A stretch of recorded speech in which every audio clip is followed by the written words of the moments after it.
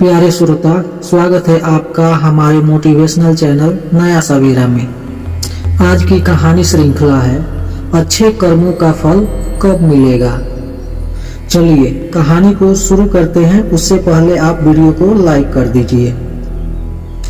एक बार की बात है, एक गांव में एक बालक रहता था। उस बालक का नाम उत्तम था। उत्तम के पिता अपाहिज थे। उसकी माता गांव के बच्चों की प्राथमिक शिक्षिका थीं।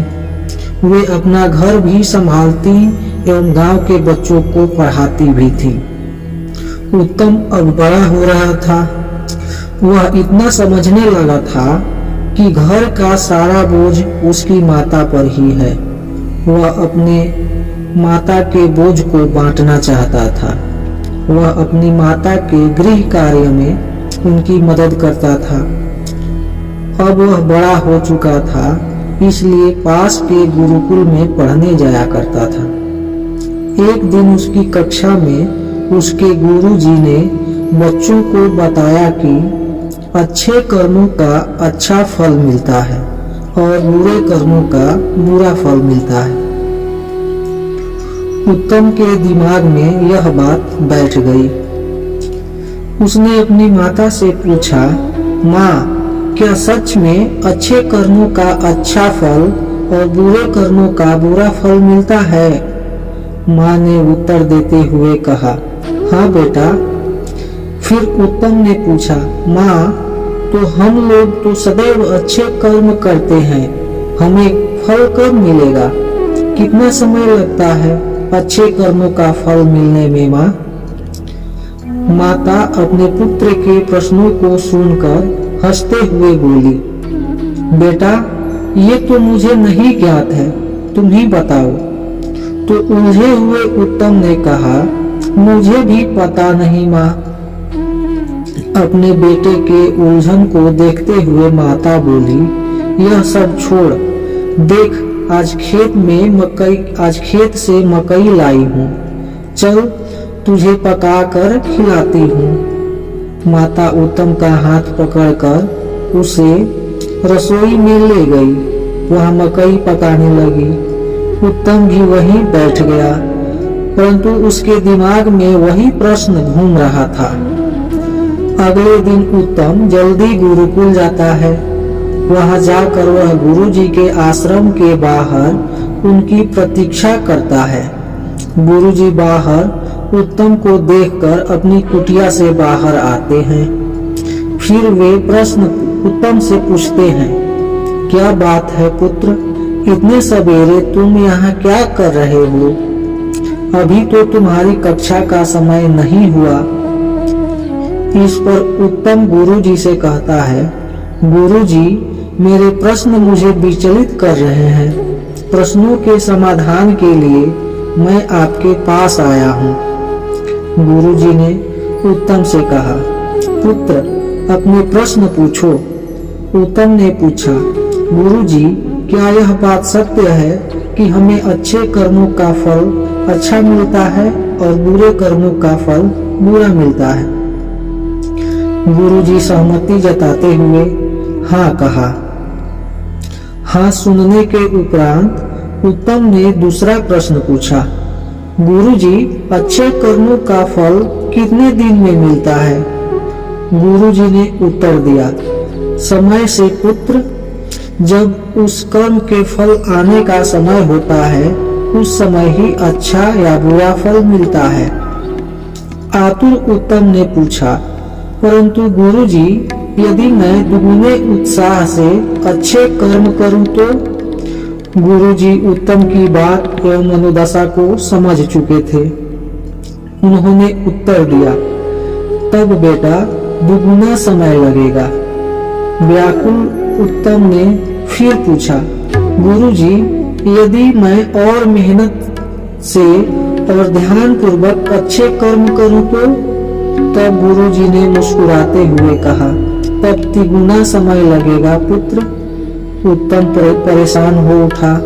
उसने गुरुजी से कहा, गुरुजी, मैं जितनी अधिक मेहनत कर रहा हूँ अच्छे फल पाने की, यह अच्छा फल उतना दूर क्यों चला जाता है?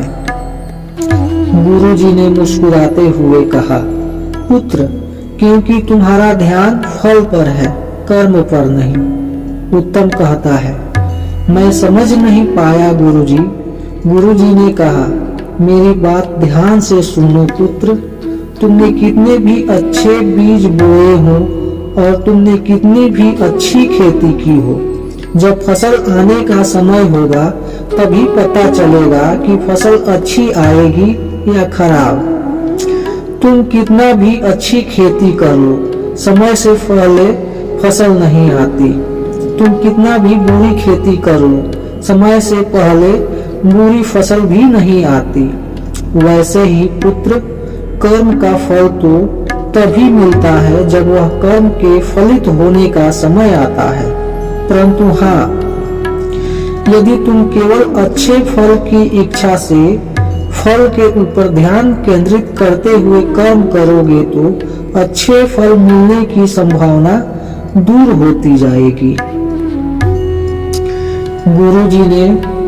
उत्तम ने गुरुजी की बात सुनकर फिर पूछा, परंतु ऐसा क्यों गुरुदेव? गुरुजी ने उत्तम को समझाते हुए कहा, पुत्र, क्योंकि तुम्हारा ध्यान अच्छे कर्म पर है ही नहीं, फिर तुम अच्छे कर्म से कैसे करोगे? तुम्हारा ध्यान अच्छे फल पर है, इस कारण तुम अच्छे कर्म करने से चूक जाओगे। उदाहरण के लिए मैं तुम्हें बताता हूँ, यदि तुम यह सोचकर पढ़ाई करने बैठोगे कि मैं अपनी कक्षा में प्रथम स्थान पर आऊंगा और सदैव यही सोचते रहोगे, अपने फल के बारे में चिंतन करते रहोगे, तब कक्षा में प्रथम कैसे आना है? उस मार्ग से तुम्हारा ध्यान भटक जाएगा। तुम स्वप्न ढूंढने लगोगे और कर्म अधूरे रह जाएंगे। इस प्रकार अच्छा फल तुमसे दूर चला जाएगा। प्रायः लोगों के साथ यही होता है, वे अच्छे फल के लिए अच्छा कर्म करना चाहते हैं, परंतु अच्छा कर्म अच्छे से नहीं करते।